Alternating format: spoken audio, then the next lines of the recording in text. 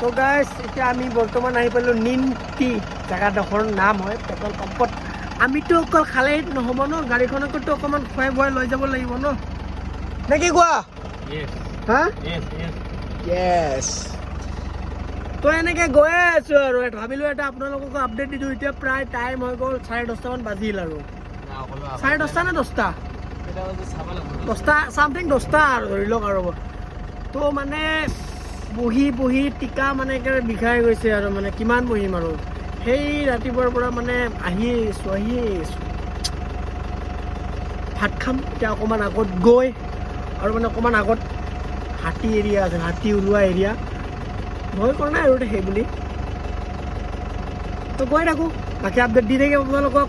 আৰু ইয়াৰ আগৰ